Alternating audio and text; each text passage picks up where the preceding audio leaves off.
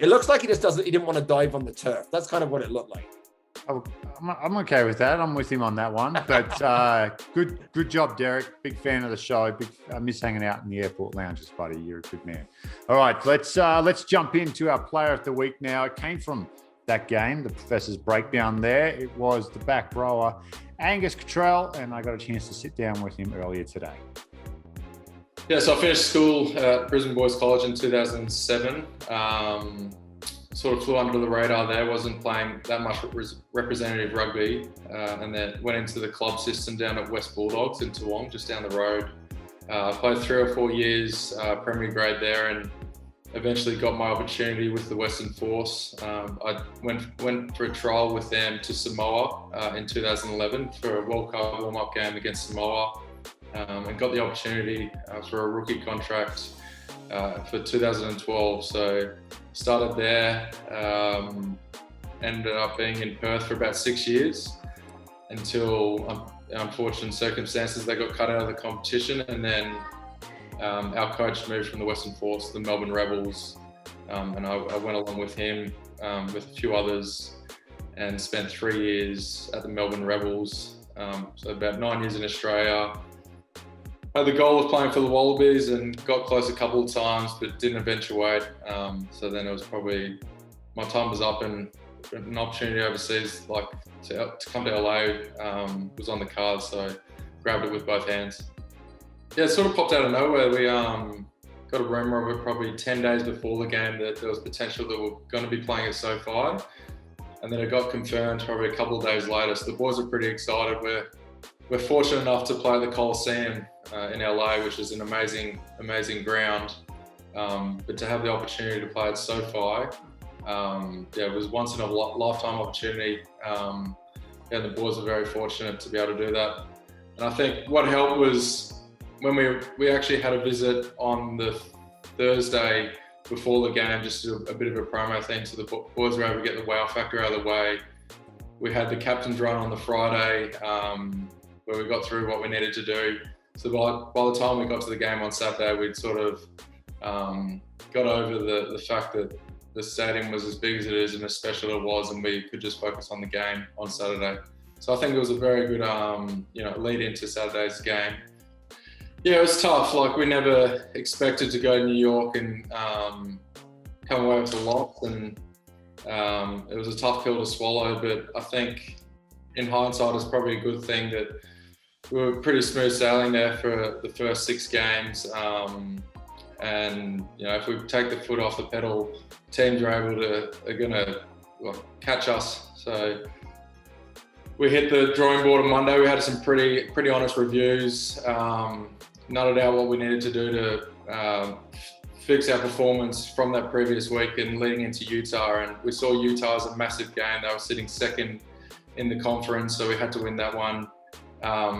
And then always considering that we've got Austin on the Wednesday as well, which is another conference game, and they're doing quite well. So I think they might be sitting second above Utah. So this is another big game for us on Wednesday. And so I want to talk about back row balance, and we can talk about Angus Cottrell, because Angus Cottrell is the primary ball runner of the LA Guiltinis in the back row. And if you look at systems, right, you'll see that players end up in certain spots. And in fact, we'll do a call out to our friend of the show, Squidge Rugby, who did a really interesting video on YouTube about the recent Lion selection. He talked about how the number 8s were being selected for the Lions, and that maybe they're not the best players, but they're the best edge forward. So that's the forward that plays right on the edge. And so when you think about back rows, you don't think about who are the best players. You think about who plays what position within our attacking structure and our defensive structure, and how do they balance each other out. And so in LA, Cottrell is always balanced by, he's the big ball runner, by a really big defender, right? And so Pietersen's been the player that's been playing 7 mostly, but Harry McNulty had an amazing defensive game. He had 24 tackles, missed none. None. Great knock. And his first game back too. Unbelievable. Right. But you don't see him on as much on the attacking stats, right? This is someone that does some of the hard work, right? So number 2 in ruck arrivals and number 2 in opposition ruck arrivals, right? So you get that balance between the 6, which is often the big ball runner, and the 7, who's often the player that hits the ruck. Let's pick them, buddy.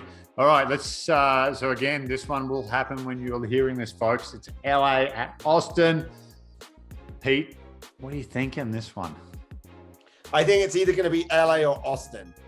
Yeah. That's what. All right. So let's record them both. So LA, Austin. Austin. So I'm going to go with Statboy.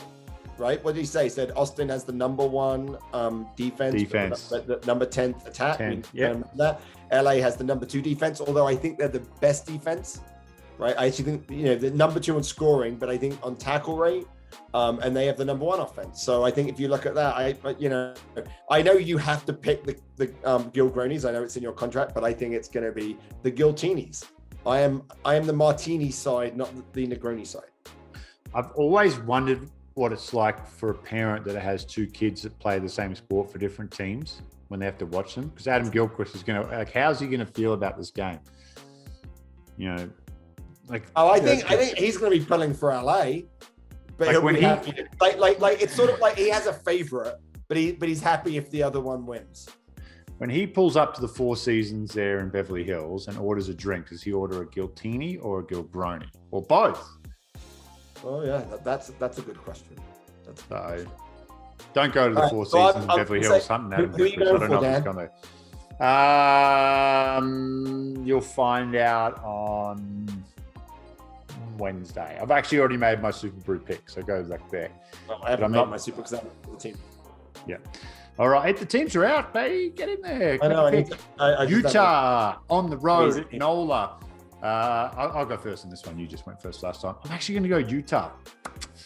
I think Utah match up perfectly against where Noel is kind of deficient. And I really think that loss in LA, they come away with a lot more lessons from that. And I think they're going to bounce back and they've got a lot more to play for.